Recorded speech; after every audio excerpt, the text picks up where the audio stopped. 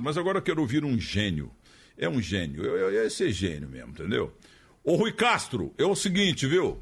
Eu sei que você não tem mais idade para ser metido, como a gente fala lá em Muzambinho, ou soberbo e tal, mas ninguém escreve como você, entendeu? Você é o melhor. Bom dia ainda. Olha, obrigado, mas eu vou te dizer uma coisa. Ninguém escreve bem.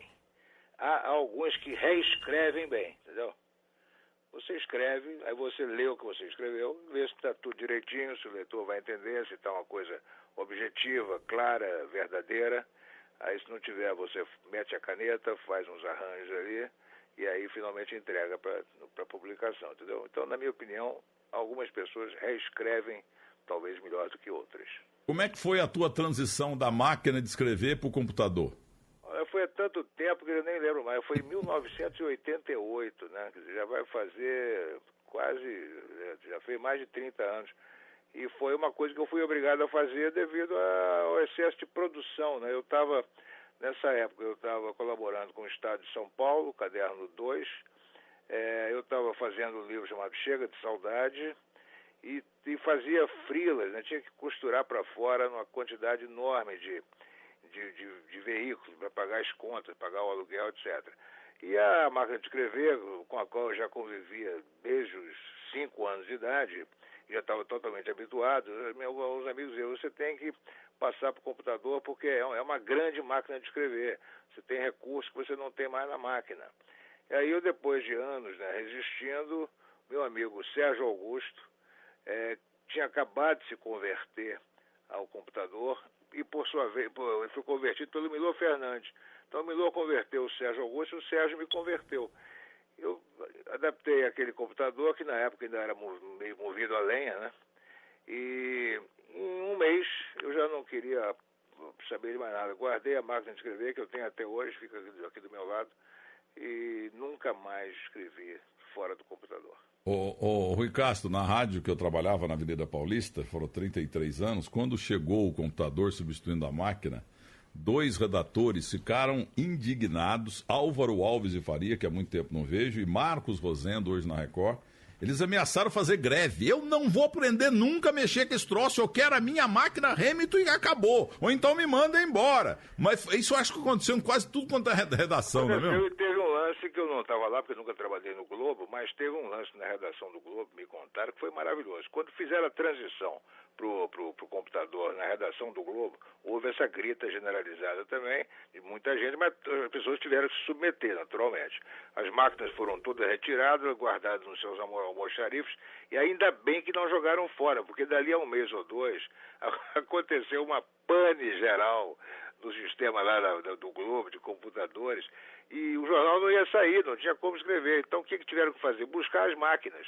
Então os contínuos foram no almoxarifado e pegaram as máquinas, e houve aquele desfile de máquinas pela redação do Globo, cada máquina colocada numa mesa, e para gáudio, né, dos velhos jornalistas do Globo.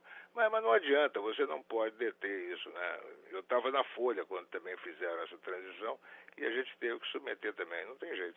Eu fiz concurso 2 vezes para o Banco do Brasil, uma em Guaxupé, outra em Poços de Caldas, e aí um clima de terror, né? Eles abriram lá um grande espaço, mais ou menos uns 200 candidatos, 250, pouco menos, pouco mais, e um festival de máquinas de tudo quanto é tamanho, tudo quanto é marca, né? Entendeu? E aí o cara lá na frente, o gerente, a prova tá aí. Quem virar antes de eu falar já, tá eliminado.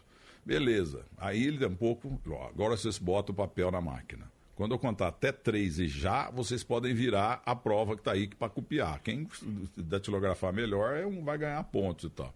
Beleza. Aí ele falou já. E todo mundo. Aquela barulheira desgraçada, porque eram todos máquinas diferentes.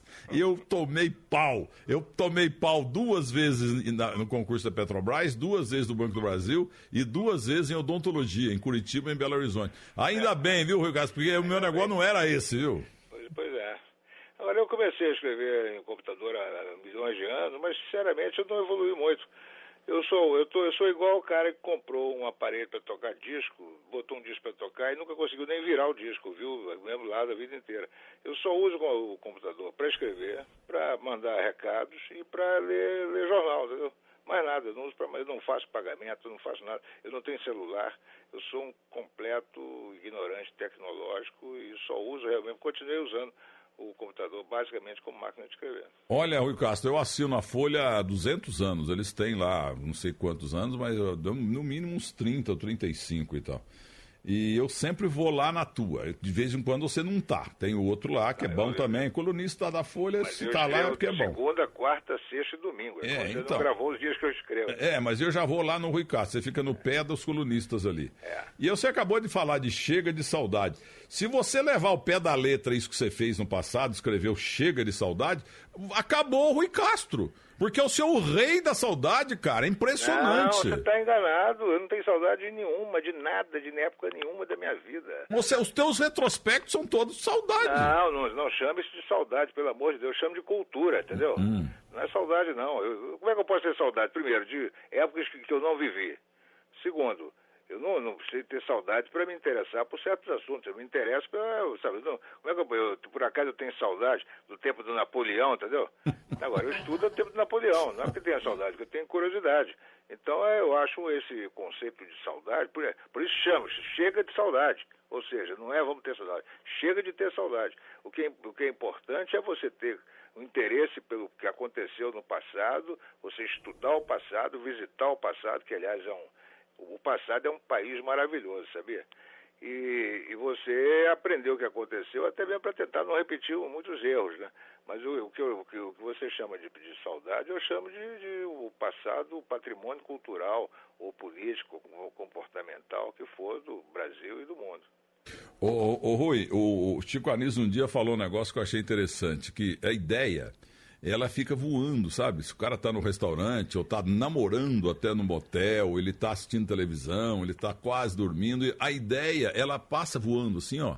E você tem que pegar aquela ideia, ou seja, pegar um papel, uma caneta e anotar, porque no outro dia cedo essa ideia some. Como é que é a tua concentração? Porque os teus textos brilhantes e tal, eu escrevo também, até no jornal do Grupo Folha, né, que eu não agora São Paulo, mas tem hora que sai sangue da unha, porque eu escrevo à mão para depois a meu escritório digitar, porque eu não sei digitar. Então, como é que é a tua ideia? Você toma café, vai pensando na vida, ou você pegou uma ideia voando na noite anterior, como dizia o Chico Anísio, anotou e desenvolveu? Olha só, primeiro que nessa nossa profissão, essa realmente é uma profissão completamente diferente das outras, né? Ao contrário do que disse um menino aí da Editora Abril, num curso que ele deu, do qual eu participei também lá como professor, de repente um aluno perguntou: professor, como é que é ser jornalista? Aí o cara disse: não, é uma profissão como todas as outras. Eu interferi, já tinha falado um monte de besteira. Eu falei: você me desculpa, mas não é uma profissão como todas as outras. É ao contrário, é uma profissão como nenhuma outra. Pelo simples fato de que você, ao contrário do dentista, do veterinário, do taxidermista, do não sei o que fechado o consultório, o escritório, vai para casa e não precisa pensar mais no trabalho, o jornalista, ele não consegue, o trabalho vai com ele, porque ele trabalha com um produto que não para de ser fornecido nem um segundo, que é a informação. Então você sai do jornal e vai para casa, ou vai para o botequim, ou vai não sei para onde, a informação vai atrás de você, e você tem que estar atento para a ela o tempo inteiro. Então eu faço o seguinte: eu não saio de casa, eu sem um bloquinho no bolso e uma caneta. O que o Chico Anísio falou está completamente certo.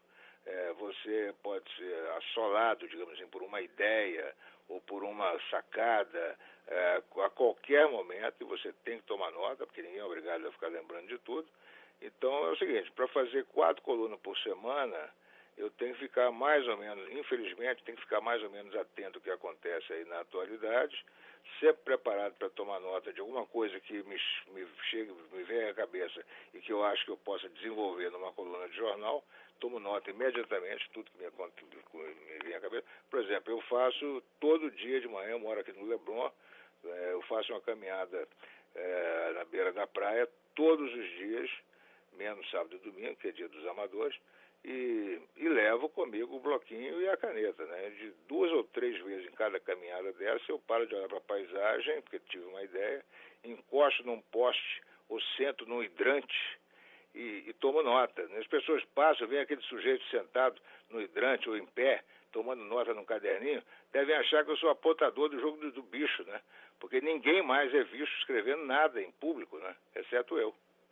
E olha, agora eu vou dizer mais um motivo central da gente ter te incomodado aí, você sempre atencioso com a Rádio Bandeirantes. Na nossa reunião de pauta sexta-feira, que eu adoro reunião de pauta, 4 horas de discussão para preparar o programa de televisão, terceiro tempo à noite, agora aqui na Rádio Bandeirantes, 6h30. Reunião de pauta é comigo mesmo, eu, o Capriotti, o Passarinho que nós temos aqui, a Thaís Freitas, Mário Bacei, o diretor, participa também, e Cláudio Zaidan, que fica 6 horas também em reunião de pauta. De repente surgiu o teu nome.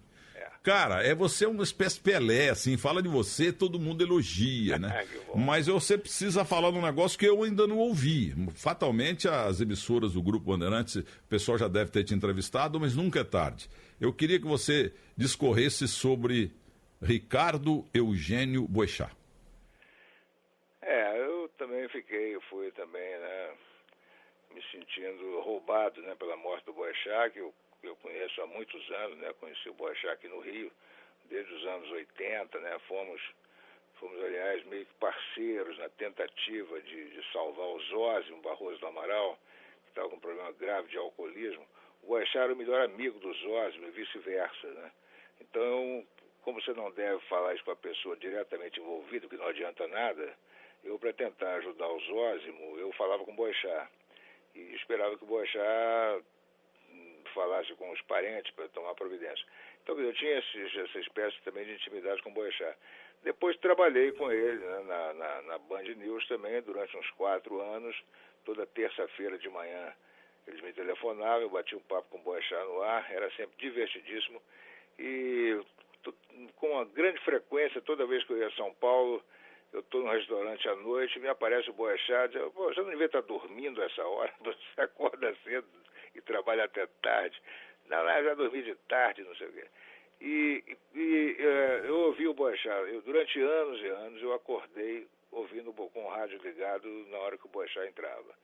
E eu ficava ouvindo aquilo e com toda a experiência e prática que nós temos no assunto, né, principalmente você que é homem de rádio, eu ficava me perguntando como é que ele está fazendo isso? Ele está lendo? Porque o grau de articulação do que ele está falando é tão grande, quer dizer, ele começa a falar de um assunto com grande propriedade, de repente toma um atalho, esse atalho leva a outro atalho e esse atalho leva mais um atalho. De repente ele vai voltando atalho em atalho e retoma o pensamento original, com grande facilidade e tudo mais. Então, esse troço só pode estar sendo lido. Ele escreveu isso hoje de madrugada ou então ontem. Mas aí, de repente, ele falava aquilo tudo com grande naturalidade, que não era a dicção de quem está lendo. Então, eu nunca perguntei para ele, você escreve ou você fala, né, de improviso? Mas até porque eu não queria saber, eu queria ficar com essa dúvida, né, até para continuar, para admirá-lo até mais, né? E aí, de repente, acontece essa coisa estúpida aí. Eu nasci no rádio, né? Depois ele foi indo. Agora, o Boechat, o meu caro Rui Castro, foi um caso único na história do rádio, em termos de rádio. Porque ele nunca, há 13 anos que ele chegou, ele foi fazer Band News FM e mudou o Ibope nacional em grandes capitais como Rio de Janeiro, Brasília e São Paulo. Aqui não havia... E ele nunca tinha feito rádio na vida, e virou o rei do rádio. Ele não sabia que era bom de rádio, né? Então, os táxis aqui do Rio... Pelo que eu estou sabendo, a audiência da Band News no Rio era até maior do que em São Paulo. E graças ao Boechat, né, que passava-se a manhã inteira com o Boechat e os caras adoravam ele. Bom, estou lendo aqui o Rui Castro, eu li durante a semana. A de hoje você fala em Laranjal. Mas eu gostei dessa aqui dos prêmios, que eu cultuo muito a memória do futebol. Os jogadores, infelizmente, muitos campeões do mundo em má situação. Joel Camargo, querido zagueiro de 70, foi reserva, mas ele recebeu também uma pequena Copa do Mundo, Júlio Cimê, pequena, miniatura, mas de ouro, vendeu, etc. E trabalhou como, não uma atividade honesta como outra qualquer, mas carregador de saco lá no porto da cidade de Santos, entendeu? Estivador, melhor dizendo. E outro dia você terminou sobre os prêmios, né? Os prêmios, falou do Gordon Banks, e você termina assim: pior ainda aconteceu com os 2 Grammys que João Gilberto ganhou pelo disco Get Gilberto, em 1964. João enfiou-os num armário, em Nova York, onde morava. Tempos depois, ao mudar-se, vendeu os armários com os prêmios dentro. Você resume num pedacinho, vamos dizer assim, você resume 500 anos de história. Agora, você tem verdadeira paixão por João Gilberto, hein? Não, por acaso eu escrevo muito sobre ele, mas escrevo sobre o Tom também, sobre o Vinícius, sobre o Garrincha, sobre o Nelson Rodrigues, sobre o Vinícius, enfim, são pessoas meio que aconteceu muita coisa com elas, né? E algumas eu até presenciei, quer dizer, são pessoas muito ricas, né? Eu estou fazendo uma coluna semanal também para um jornal lá de Lisboa, chamado Diário de Notícias. Minha coluna sai aos sábados, né? Ontem saiu uma coluna em que eu me refiro a grandes brasileiros, sabe, que morreram tão cedo, né? O Tom morreu com 67 anos, o Vinícius com 67 anos, o Nelson Rodrigues com 68, eu acho, o Garrincha com 49, né? A Carmen Miranda com 46, a Nara Leão com 40 e poucos, a Elis Regina com 37. Ou seja, só de você pensar nas grandes cantoras brasileiras que morreram muito antes da hora, você fica besta, né? Por exemplo, a Dolores Duran morreu com 29 anos, a Silvinha Teles com 34, a Elis Regina com 37, a Maísa com 41, a Nara com 46. Sabe, como é que pode uma música popular de um país sofrer essas perdas tão importantes e de tantas, né? E continuar existindo? Só a música brasileira mesmo. Só a Bibi Ferreira que não entrou nesse time, né? Não, por acaso, o pessoal, as grandes mulheres do teatro, por sorte, né, são muito longevas, né? Esse ano, há pouco tempo, morreu a Tônia, morreu a Eva Todor, também com 90 e muitos anos. Tem várias atrizes aí com mais de 80, 90, que estão até trabalhando até hoje, estão em grande forma. Ainda bem, né? Eu vi um show da Bibi Ferreira faz uns 2 anos no Teatro Principal do Shopping Frecaneca aqui em São Paulo. Aquilo ali, acho que 1.500 pessoas, 2.000, sei lá. Quando ela começava a cantar francês, o negócio impressionante, ficar todo mundo de pé, povo engravatado, povo bem vestido e tal. A paixão do povo por ela. E ela tinha lá 92 anos e uma vitalidade de 35, né, Rui? Agora eu vou te contar uma coisa que eu não escrevi sobre ela, infelizmente. Eu vou te contar uma coisa que você não sabe e que é uma coisa que vai ser do seu grande interesse. A Bibi, todos sabemos, né, casou-se várias vezes, né, e teve muitos amores na vida, né. A Bibi não deixava barato, ela estava, né, vou te falar um dos grandes amores da Bibi, você jamais adivinharia. O Onça, o zagueiro do Flamengo. Morreu de Alzheimer no interior da Bahia, essa eu não sabia. Morreu há uns 10 anos e uma grande amiga minha, a Márcia Turvão, que mora em Camaçari, perto lá de Salvador, que era onde o Onça morava. Ela cuidou do Onça já muito velho, doente, e a Márcia, que é uma pessoa extraordinária, sabe, como ser humano, cuidou do Onça nos últimos anos, poucos anos da vida dele. Ele meio que até, não vou dizer que abandonado, mas enfim, não tinha assistência que talvez ele precisasse. E a Márcia cuidando dele. E ele, de vez em quando, falava da Bibi. Porque quando o Onça, que foi titular do Flamengo, por volta de 1970, né? Ele, aliás, o Onça entra frequentemente na lista dos piores Flamengos de todos os tempos. O Onça é meio titular dessa lista. E marcador do Pelé. Exatamente. Aí o Onça saiu do Flamengo, encerrou a carreira, voltou lá para a Bahia, para Camaçari. E a Bibi, que tinha um namoro com ele aqui no Rio, a Bibi, muita gente tomou o avião e foi lá em Camaçari namorar o Onça, entendeu? E o Onça, quando chegou no Flamengo estava no Hotel 5 Estrelas, almoçaram, e um colega dele, entra no que levou do Onça, ver o nome dele inteiro para mim, por favor, o colega aqui. Aí o Onça ficou pescoçando ali naquele sofá do Hotel 5 Estrelas do Flamengo e tal, concentração, e tava uma entrevista lá, uma matéria de umas 4, 5 páginas na caras do Abílio Diniz. E o colega estava olhando, e página, então é iate, mansão, não sei o quê. Aí o Onça falou assim, puta, mas o que esse homem faz, rico desse jeito?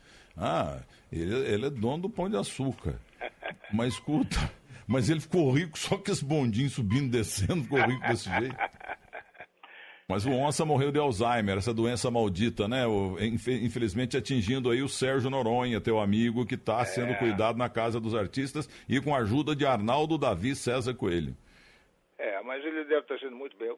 Pois é, eu me dava muito bem com o Sérgio, estava sempre com ele aqui. O fato da Casa dos Artistas é uma boa, entendeu? Lá é um lugar extraordinário, os cuidados são totais, lá você tem médico, dentista, com plantão permanente, as pessoas moram umas com as outras e tem toda espécie de cuidado, atenção e atendimento. Minha querida amiga Leni Andrade, que não está nessa situação de maneira alguma, está cantando, está trabalhando e tudo mais, preferiu se mudar para o Retiro dos Artistas agora há uns 3 meses, porque estava morando sozinha, tinha tido um acidente, caído, que é um problema, aliás, para o idoso, né? Sempre é um problema, e lá no Retiro ela sabe que vai ser cuidada, né? Certo. O Guilherme Cimatti vai dar o nome aqui do Onça, o dia que ele morreu lá no interior da Bahia. Pois não, Guilherme? Milton, o nome do Onça era Mário Felipe Pereira, nasceu no dia 13 de julho de 1943, tinha 74 anos, morreu de Alzheimer na capital baiana no dia 7 de setembro de 2017. 2017, faz pouco tempo, viu? Só quase 2 anos. E o Onça, você conhece aquele episódio dele espetacular num jogo Flamengo e Bangu, em que ele levou o gol da pedra de gelo, né? Conhece essa história? Desculpa, houve uma interrupção aqui, eu queria que você repetisse essa última fala, Rui Castro, por favor. O Onça e o Dé, o famoso Aranha, sim. protagonizaram o gol da pedra de gelo, que eu não sei se você conhece. Eu lembro, é no meio do campo. Não, no meio do campo não, foi o seguinte, foi uma disputa de bola dentro da área do Flamengo, o Onça e o Dé disputaram a bola e o Dé cometeu falta no Onça, o juiz marcou falta a favor do Flamengo, mas o Dé se machucou um pouco, entrou o massagista, levou o gelo e massageou a perna ali do Dé, enquanto o Onça se preparava para cobrar a falta, o massagista saiu e o Onça resolveu atrasar a bola para o goleiro, que era possível naquela época. Ele deu uma gelada na bola. O Dé pegou uma pedra de gelo, jogou na bola, desviou a bola do goleiro, pegou do outro lado e fez o gol. O famoso gol da pedra de gelo. Aliás, uma pergunta que não quer se calar. Muita gente sabe, mas eu confesso que não sei. O grande Rui Castro torce pra quem? Eu aí sou Bangu e América. E você? Eu sou Flamengo, claro. Então escalhe o melhor Flamengo da história. Olha, o time do Zico é o normal, né? Você não precisa mudar ninguém ali, né? Leão, Leandro, Moser, Figueiredo, Marinho Júnior, Andrade, Adílio, Zico, Tita, Nunes e Júlio César. Mas você não pode deixar de fora jogadores que fizeram, claro que nós nunca vimos jogar, mas que são 3 lendas do futebol brasileiro que foram no Flamengo, né? O Domingos da Guia, Leônidas da Silva e o Zizinho, né? Foi no Flamengo, inclusive, que o Leônidas divulgou a bicicleta. E eu, como acompanho o futebol do Flamengo desde 1954 pelo rádio, e tendo ido ao Maracanã pela primeira vez em 58, com 10 anos de idade, vi Flamengo e Botafogo, eu vi jogar o outro grande nome do Flamengo, que foi o Dida, né? Que era, aliás, o jogador que inspirou o Zico e que perdeu a condição de titular da seleção brasileira porque estava machucado e porque o substituto dele foi o Pelé. Mas o Dida foi um jogador-zaço, né? Maior artilheiro da história do Flamengo antes do Zico aparecer.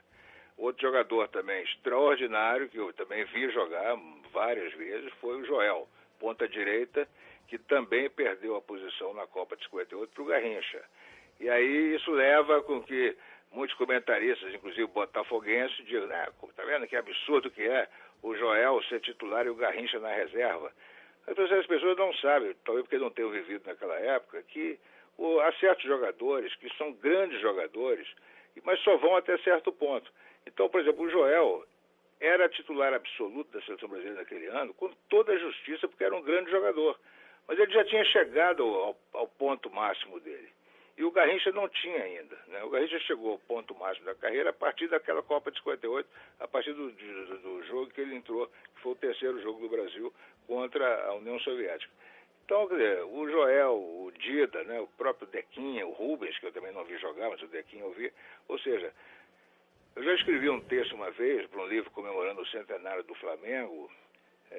Eu escrevi um texto dizendo o seguinte, que se não tivesse existido o time do Zico entre 1978 e 1983, se não tivesse aqueles 5 anos de Flamengo com o Zico, eu tivesse morrido, digamos, em 1978, antes daquele time se formar, mesmo assim eu teria morrido muito feliz, porque eu cansei de ver grandes jogos do Flamengo e grandes vitórias e conquistas do Flamengo. Então, tudo que aconteceu a partir de 78, a partir exatamente daquele gol do Rondinelli, né, contra o Vasco. No Leão. Em dezembro de 78, em cima do Leão, aliás, nosso grande freguês, tanto no Vasco, no Grêmio, no Palmeiras, cansamos de fazer gol no Leão. Outro também que estava lá na grande área do Vasco, né, que também sofreu aquele gol, foi o Abel. O Abel, porque, no super técnico aqui da Band, teve uma vez, eu passei esse gol, e como que tivesse acontecido o jogo à tarde, o Abel e o Leão começaram a brigar. O Abel falou, mas também meu goleiro não sai debaixo dos 3 pau? Meu beco central também pula uma grossura do Antilete? Mas eu vou te dizer, porque o grande culpado daquele gol não foi nem o Leão, nem o Abel, eu vou dizer quem foi o Roberto Dinamite. Pelo seguinte, eu estava sentado nas cadeiras especiais quando aconteceu aquele escanteio e o Zico foi bater o escanteio lá, pegou a bola lá, deram a bola para ele e foi lá para a bandeirinha do córner. Naquele momento, eu vi, o Maracanã inteiro viu, quando o Rondinelli saiu da área do Flamengo, atravessou o campo inteiro com o braço levantado, dizendo, manda em mim. E o Roberto Dinamite ficou com as mãos nas cadeiras lá perto da área do Flamengo. Ele não acompanhou o Rondinelli. Naquela época não havia essa cultura do centroavante acompanhar o zagueiro que vai cabecear no escanteio, né? O Roberto ficou plantado com a mão na cadeira lá, pior para ele. O Rondinelli estava sozinho, cabeceou como quis e fez o gol. Ele é lá de São José do Rio Pardo, pertinho da minha terra, em Muzambinho, e lá a gente, desde pequeno, a gente chamava o Rondinelli de Zé Baiano. É Zé Rondinelli Tobias o nome dele. Ele está morando hoje em Cabo Frio. Aí no Rio de Janeiro, escreveu um livro da vida dele, mas agora para completar... Eu escrevi a 4ª capa do livro, ele mandou um livro para mim, mandou uma camisa para mim, foi espetacular. A família do meu pai é de Areado e Alfenas. Aquela região ali do sul de Minas para cima é tudo Rio de Janeiro, só se fala em Rio. Tanto é que dos 6 filhos da minha avó, Isolina, meu pai foi o primeiro a falecer. Milton Neves nasceu em Areado, eu sou Milton Neves filho. E só está vivo mesmo o tio Rui, que é vascaíno, lá em Varginha. Enquanto que o outro tio, que era o segundo mais velho, o tio Zezinho, infelizmente está com Alzheimer aqui na Grande Campinas. Mas eu lembro no radinho Mitsubishi que meu pai tinha, no alpendre lá da casa, ele falava muito do Flamengo dele, que era o Flamengo, ele gostava muito de Fernando, Joubert, Pavão, Jadir e Jordan. E Carlinhos ou o Dequinha, de volante. Então, agora no ataque eu era Dida, Henrique Frade, né? E Zagallo na ponta esquerda. Depois veio o Babá, que morreu lá no Ceará. Enfim, foi um time que... Agora a camisa do rubro... Agora estão arrumando uma frescura de camisa. A camisa do Flamengo tem que ser uma só. Aquela camisa vermelha e preta, sabe? Eles inventam umas camisas horrorosas, pô. Isso aí está acontecendo com todos os clubes, né? Cada um entra com a camisa mais contra as suas tradições, sabe? Também não estão mais, passam um jogo fabuloso de domingo, passam para sábado. Os dirigentes vão acabar destruindo o futebol, porque, inclusive, tem muito garoto hoje em dia. Aqui no Rio você não percebe muito isso, né? Porque talvez os garotos tenham uma coisa mais a ver com a rua, com a cidade. Mas eu tenho a impressão que algumas cidades do Brasil, muitas, os garotos estão mais afim de brincar com o celular, entendeu? Fazer outras coisas, os games e não sei o quê, em vez de se preocupar com o futebol. Eles vão conseguir matar o futebol, né? Ô, Ricardo, é o seguinte, essa é a terceira entrevista que eu tenho a honra de fazer com você, e toda vez que eu te entrevisto, o pessoal fica me xingando, principalmente jornalistas. Por quê? Porque acaba muito rápido. Que tem que ser 2 horas, 3 horas de Rui Castro por domingo. Eu mato o homem lá, ele tem que ir lá, ele tem que dar uma namoradinha. Eu estou aqui escrevendo coluna de jornal. Pô. Então, rapaz, eu só vi você uma vez numa confraria de vinho no hotel aqui na Doc Lobo, mas não te vi, mas eu queria ter o prazer de encontrar com você aqui em São Paulo, se Deus quiser, logo, porque você, todo mundo fala, o homem é um gênio. E aquilo que eu falo, você parece que você esteve nos últimos 600 anos toda noite no Copacabana, toda noite na praia, onde estava onde estava o Tom Jobim você estava, quando nasceu a Bossa Nova você estava, o João Gilberto estava... Mas é verdade, é um pouco verdade isso. Eu vivo na rua desde que eu nasci praticamente, então eu vi as coisas, né? Eu trabalho, né, desde 18, 19 anos de idade como profissional, ou seja, participei de muita coisa. Às vezes eu até nem me incluo, né, numa história da qual eu fui testemunha, eu participei, para não parecer cabotino demais, né? Mas eu conto como se fosse na terceira pessoa, mas na verdade, em muitas ocasiões eu estava lá, né? Um jovem jornalista aqui, Guilherme Herédia Simati Pinto Júnior, ele adora Nelson Rodrigues, só para completar, fale para ele, não precisa cochichar no meu ouvido, não, ele não vai morder, não. Você vai ter a honra de falar com a fera, pô. Tudo bem, Rui? Bom dia. Bem, bom dia. Bom dia ainda. Não, tô lembrando o Milton que o Rui escreveu o livro sobre o Nelson Rodrigues, grande Nelson Rodrigues, que faz muita falta pro jornalismo brasileiro. Mas infelizmente... O Nelson, eu não fui amigo dele, mas nem precisava. Agora, eu tive no mesmo recinto que o Nelson, pelo menos umas 20 vezes, né? E nunca profissionalmente. Na casa de um amigo comum nosso, meu e dele, um cara que era 20 anos mais velho do que eu, o Zelino Grunewald, e 20 anos mais novo que o Nelson. O Nelson adorava o Zelino tinha uma open house em Copacabana, todo fim de semana a casa era aberta aos amigos, sempre 15, 20 pessoas, entre as quais eu, com 20 anos de idade. O Nelson ia, e assim que ele chegava, aquela reunião de tanta gente se transferia automaticamente para o Nelson. O Nelson ia para uma sala lá atrás, sentava naquele sofá preto enorme e a reunião ia lá ficar meio que aos pés do Nelson, ouvindo, esperando para ele contar alguma coisa, falar aquelas coisas que ele falava e falar os grandes clichês dele, que ele adorava, né? Fulano, parece você está subindo pelas paredes como uma lagartixa profissional, você não enxerga o óbvio do lance. Enfim, ele falava as coisas e a gente ficava lá ouvindo o Nelson falando. Ele era exatamente o personagem de si próprio. Aquela da Mesa Redonda Facite, eu estou há 21 anos fazendo Mesa Redonda domingo à noite na televisão brasileira. Na Band, na Record, depois Bandes, vou terminar aqui no meu último estádio, que é o Morumbi. Então, é o seguinte, que teve na Mesa Redonda Facite o momento em que o Nelson falou para o Zé Maria Escassa, escuta, discutiu com ele lá. E o Zé Maria Escassa falou assim, Nelson, você estava dormindo aí, você não prestou atenção no que eu falei porque você estava dormindo, você vive dormindo. Aí que o Nelson falou assim, ô Zé Maria Escassa, eu dormindo em vez de futebol mais que você. É verdade isso? Eu sou mais inteligente que você, até dormindo. O Nelson falou grandes frases naquela resenha, que, aliás, uma coisa extraordinária, apesar de dominada pelos botafoguenses, né? Ali você tinha o Armando Nogueira, Botafogo, tinha o Luiz Mendes, que comandava a resenha Botafogo, e tinha o Saldanha, né? Ou seja, só não estava lá o Sandro Moreira, mas o resto... Todos os botafoguenses estavam naquela resenha. E você bateu máquina na Facite, não? Não, a Facite, na verdade, ela fabricava mais máquina de calcular. Objeto que eu nunca usei na vida. Não, mas depois tinha máquina elétrica, Facite. A máquina elétrica não pegou, né? Ele não, Para terminar, hoje você fala de Laranjal. Alguma referência às laranjeiras do Fluminense? Não, nenhuma, não. Só claro que não. Da turma aí que assumiu o poder aí. Mas é muita laranja, hein? Muita laranja, impressionante, né? E laranja é tão bom, né? Pois é. Não deixa a gente ficar gripado. Ô, Rui Castro, você é maravilhoso. Atenção, jornalistas que ficam me xingando. Tenho que encerrar porque o homem tem coisa para fazer e né, temos que pôr um negócio que eu odeio aqui, que é comercial. Um abraço para você, maior pena do Brasil. Obrigado, Milton. Eu vou acabar ficando mascarado por sua causa. O Newton Santos falou isso pra mim uma vez.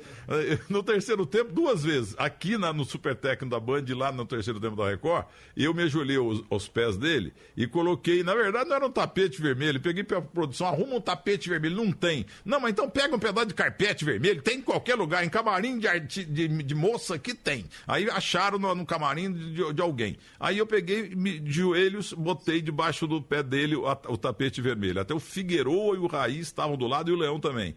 Aí ele pegou, levou as 2 mãos assim, naquela posição de pugilista, assim, tampou o rosto e falou assim, meu Deus, Neves, assim você vai me deixar mascarado. Mas eu vou te falar, vou te botar um problema para você pensar a respeito, e um dia você me fala. Os 10 anos do apogeu do Newton Santos como zagueiro lateral esquerdo foram de 53 a 63. Nessa época, o maior ponta direita do mundo jogava no time dele, que era o Garrincha. Você já imaginou o Garrincha contra o Newton Santos? Será que o Newton Santos teria sido o Newton Santos? O Newton Santos, ninguém parava o Garrincha, né? Nem o Newton Santos.